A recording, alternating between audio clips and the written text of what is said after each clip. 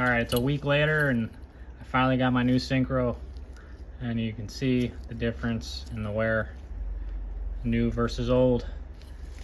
And we got a nice carbon lining on there. So I'm gonna lube this up and continue the assembly. I'm actually gonna take a step backward and remove this and just test fit the synchronizer, and I'll show you what I'm talking about. So I always like to just test fit the Synchro, make sure that we have a nice healthy gap between the gear and the Synchro, which we do. And also want to make sure that it's not like, you know, threading itself onto the cone. You know, that you put pressure on it, it locks with the gear, and you know, you just want to make sure that the Synchro is, you know, in fact made correctly. Even if you spend money on a good set of Synchros, I always do the checks, because every now and then you'll get a bad apple. You just can't trust parts these days. It just is what it is, and it's always good to check. So make sure you do it. You can't just, you know, throw new parts in and just assume that everything's going to be okay because everything's new. Always check. So I just found something else wrong while I was cleaning up this assembly, and if you guys haven't checked out part 1, go check it out. It'll pretty much bring you to the start of this transmission when it came in. And I basically found a lot of things wrong with the assembly, and I just found another problem. I noticed that this is like really tight on here. It won't even barely spin right there. And this is a common upgrade with the bronze pads. I don't know if you guys can tell, but this one isn't on all the way. You see how there is no gap between the fork and the pad, and on this one we got a slight gap there on both sides. So this pad is not in all the way, and it's causing this to bind up. So make sure you put these on all the way. They should be flush and touching the fork. So I'm gonna do that right now. Shouldn't take much unless this is not centered correctly. I don't like using these pliers, but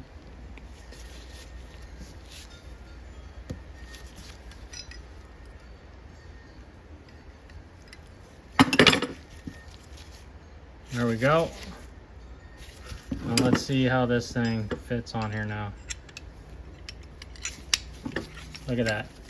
Spins way better. There's still a little bit of bind to it, but it comes off easier. So that's a start. I'm gonna fine tune this, get it better, but just double check what you're doing, guys. If you're doing this the first time, second time, whatever, you know, if something's not spinning or binding, then there's usually an issue. All right, now check it out. That's what you want. This should spin on the fork. Good to go.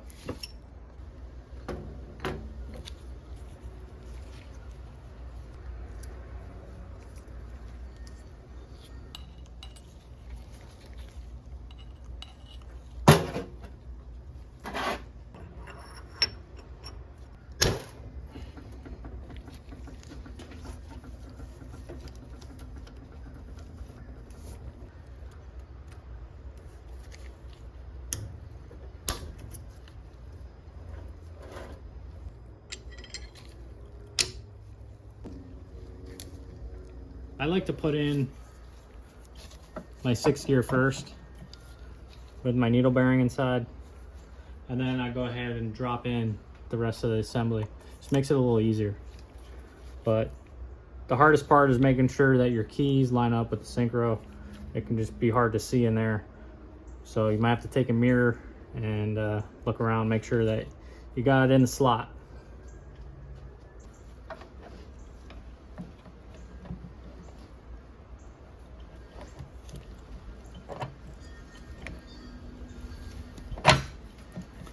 There it goes.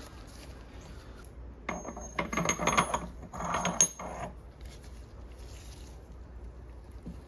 have to put that in the press. I'll be right back with you. This snap ring is a blast to do.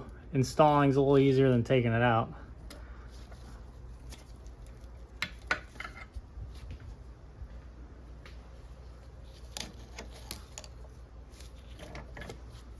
You know, I took that one off because I didn't like how it fit. So I got a new one here. I'm gonna hook them up with a new snap ring. Like my point earlier, just because something's new doesn't mean that it's gonna work. That's just the way the world is, the way parts are right now. And there's not much we can do except check ourselves and put the best option that we have available. That one fits a lot better. Usually you can tell if a snap ring is worn out or it's overstretched is if it actually moves with your finger in the groove. You don't want that. This one will not move with my finger. I have to really use the pliers to move it. Nice good fit there. Just cleaning up these parts for the reverse assembly. And I wanted to show you, this is one of those T56s where you can actually use the other side of this hub.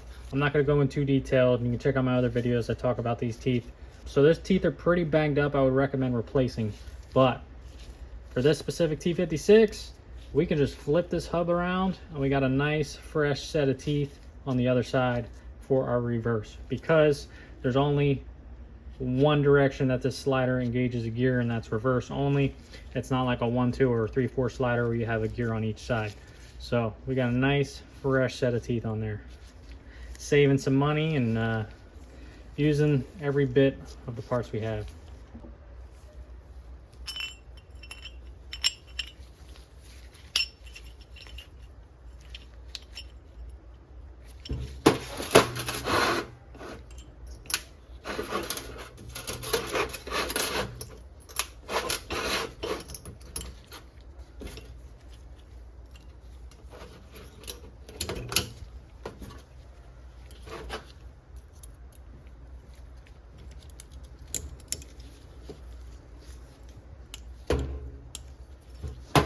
Not gonna lie guys, these replacement reverse keepers are not that great.